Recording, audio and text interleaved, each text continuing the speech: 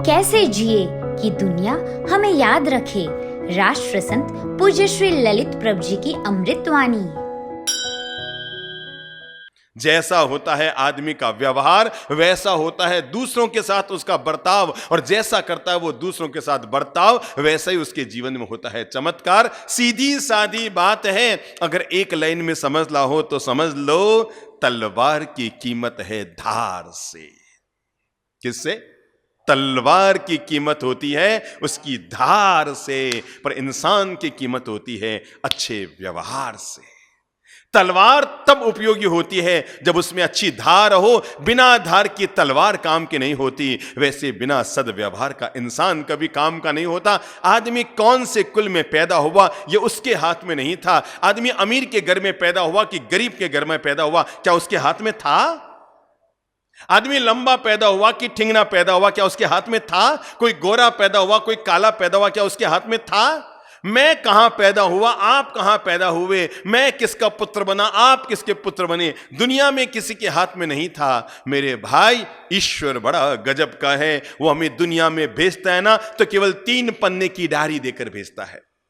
हर इंसान को, इस धरती पर जितने भी मनुष्य आए हैं, 7 अरब इंसानों को ईश्वर ने सब लोगों को एक 3 पेज की डायरी दी है। केवल 3 पेज की डायरी, सिर्फ ओनली 3 पेज, सिर्फ 3 पेज की डायरी है। 31 पेज की मासिक डायरी नहीं, 15 पेज की पाक्षिक डायरी नहीं, और 365 पेज की वार्षिक डायरी नहीं। कितने पेज की? केवल 3 पेज की डायरी। और कमाल देखो, 3 पेज की डायरी में पहला पन्ना खुद के हाथ में रखा, और डायरी का पहला पन्ना उसने लिखा जन्म। डायरी का पहला पन्ना क्या है?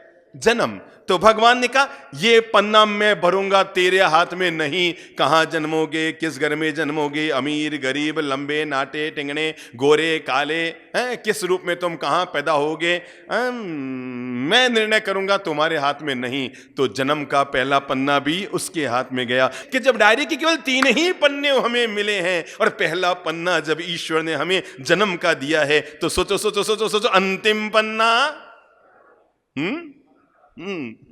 राम राम अरियंत नाम सत्य वाला हमें मिल गया, और वो है मरण। भगवान ने कहा, ये पन्ना भी तेरे हाथ में नहीं, विधाता के हाथ में। जन्म का पन्ना भी विधाता के हाथ में। तो पहला पन्ना भी हाथ से गया, तीसरा पन्ना भी हाथ से गया, क्योंकि तीसरा पन्ना मरण है। कब मरोगे, कहां मरोगे, किस दिन मरोगे, किसके द्वारा मरोगे, कोरोना से मरोगे कि डोराना से मरोगे, कोई निर्णय तुम्हारे हाथ में नहीं। कितनी गजब की जिंदगी है। आदमी चिंता करता है कल की, पर खबर नहीं है अगले पल की। सोचता है आदमी पूरे कल की, कल ये करूंगा, परसों ये करूंगा, 5 साल बाद ये करूंगा। देखो तो सही, दुनिया में लोग कोरोना से जीवन की व्यवस्था कर रहे थे, और पता है हमारे यहां आम का मौसम आया था, लोग अगले साल के लिए कैरी का अचार डालने की व्यवस्था कर रहे थे कि अगले साल के लिए कैरी का अचार डालने। लोग बड़े गजब के हैं, खबर नहीं है अगले पल की, और चिंता हो रही है आने वाले कल की। मैं यही तो कहना चाह रहा हूं, जिंदगी की डायरी के केवल 3 पन्ने विधाता के द्वारा हमें दिए जाते हैं, और डायरी का पहला पन्ना है जन्म, डायरी का अंतिम पन्ना मरण। पक्का हो गया, ये दोनों हमारे हाथ में नहीं। अब केवल एक पन्ना डायरी का बचा है, हमारे लिए ऊपर वाले ने दिया है, और उसका नाम है जीवन।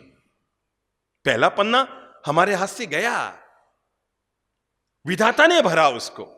अंतिम पन्ना हम जन्मे उसी दिन हमारे हाथ से निकल गया, विधाता ने भरा, पर कोरा कागज दे दिया भगवान ने सिर्फ एक, और वह है बीच का पन्ना जिसका नाम है जीवन। भगवान ने कहा, यह तुम पर निर्भर करता है, इस पन्ने में तुम काले रंग भरते हो, सतरंगे रंग भरते हो, अच्छे रंग भरते हो, बुरे रंग भरते हो, रेनबो बनाते हो, या क्या करते हो, तुम पर निर्भर है। और मेरे भाई, एक बात याद रखना, हर इंसान की जिंदगी रेनबो की तरह होनी चाहिए। एक बात हमेशा सोचना, रेनबो कौन से कलर से बनता है, पता है आपको?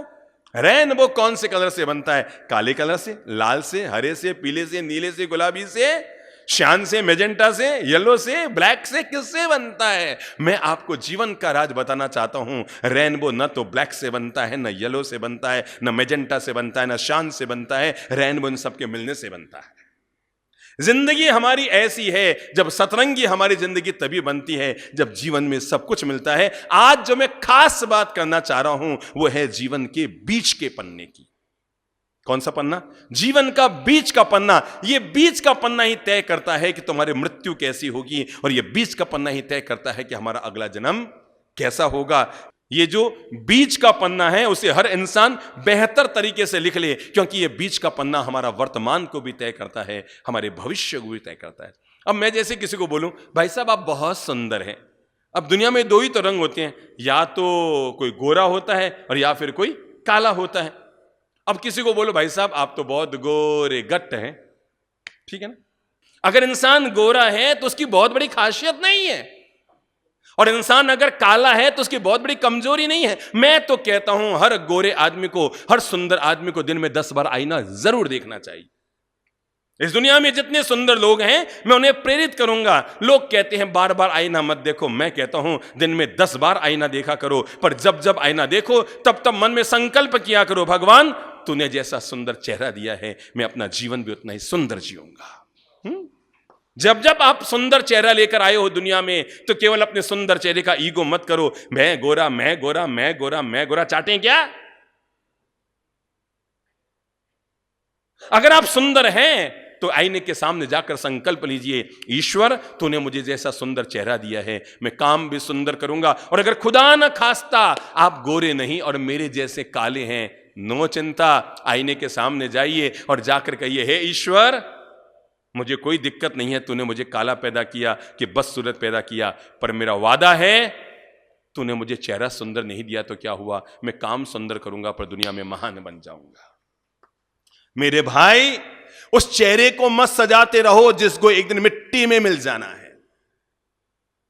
उस चेहरे को मत सजाते रहो जिसको एक दिन मिट्टी में मिल जाना है। अगर सजाना है तो उस आत्मा को सजाओ जिसको एक दिन परमात्मा के पास जाना है।